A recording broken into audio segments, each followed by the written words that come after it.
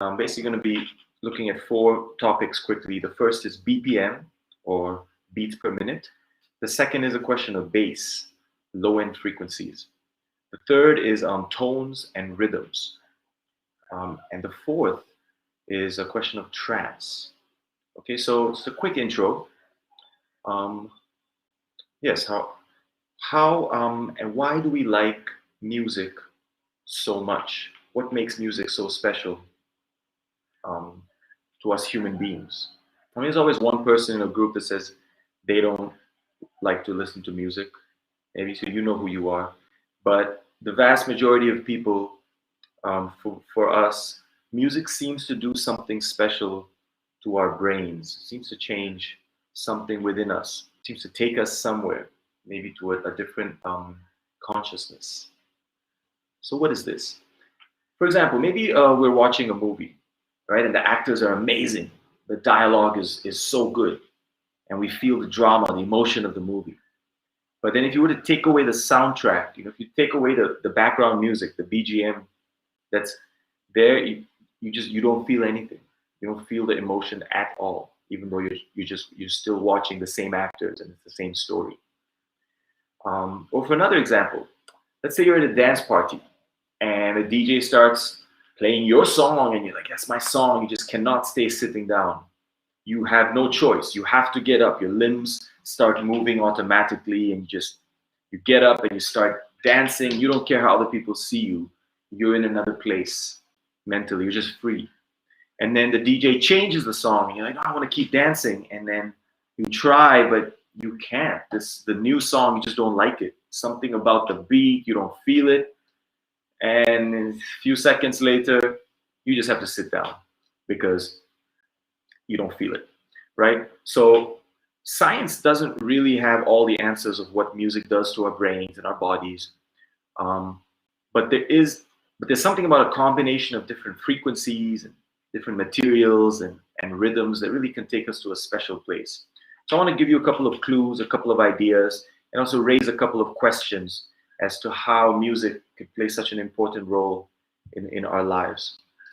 Okay, so BPM, beats per minute. Now you can count the BPM of any song by just counting the beat. You set a stopwatch for 1 minute and you count, you snap along with the beat.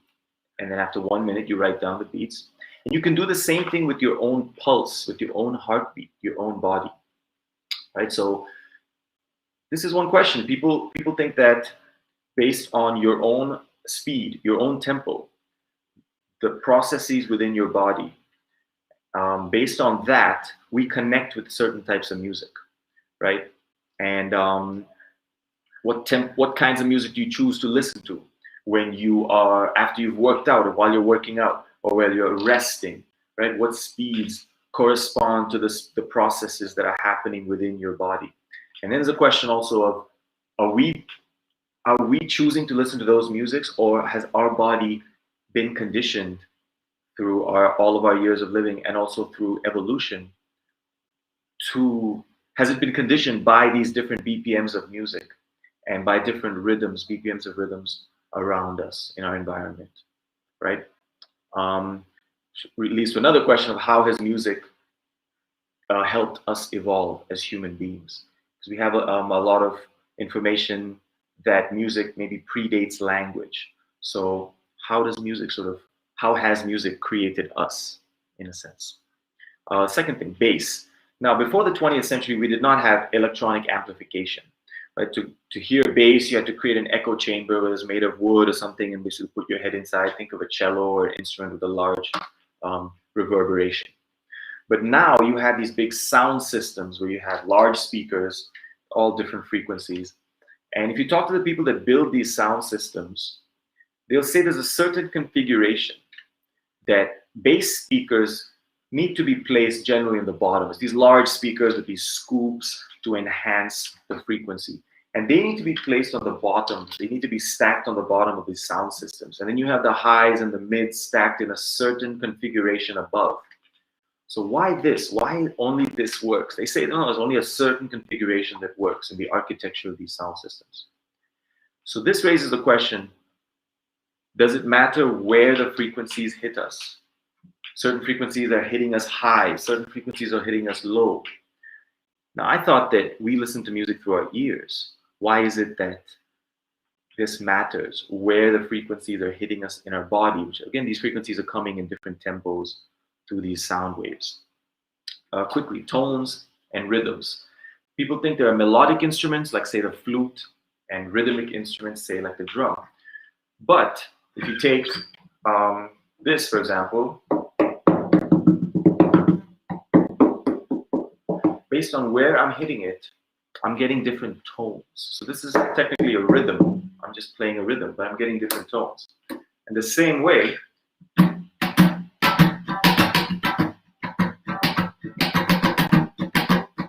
regardless of what notes, what rhythm I'm playing the guitar in actually ends up making a big difference. And a lot of instruments are like this. There's examples, very interesting examples of language that has evolved. In West Africa, for example, in Yoruba land, there's a drum called the talking drum. And the talking drum, the patterns of the talking drum have been created along with language patterns. You see it in like Indian Carnatic music, for example, ta, dit, tom, nam, ta, dit, tom, nam. And that becomes a way of also learning it and also a way of talking.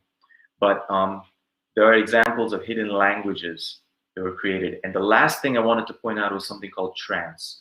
And if you look at spiritualities around the world, religions around the world, most of them have this element of trance, where certain parts of your brain get stimulated and other parts of your brain get suppressed, allowing those other parts that are stimulated to now reach new thoughts and new places and new heights. And if you look at all these examples around the world, they say that you need music, at least in the beginning. There's an element of music, sort of a repetitive, rhythmic type of music that helps you go to that place of trance. And so this is another question of why does music help us sort of get to this spiritual place? And then historically, what has this meant for humans and how we've evolved? So those are the 4 things I wanted to bring to you. Music is not just music. There's something deep within us that is very musical. And somehow I think as humans, we have evolved along with music, the creation of music. That's it. Thank you very much. My name is Kavin. Have a good evening.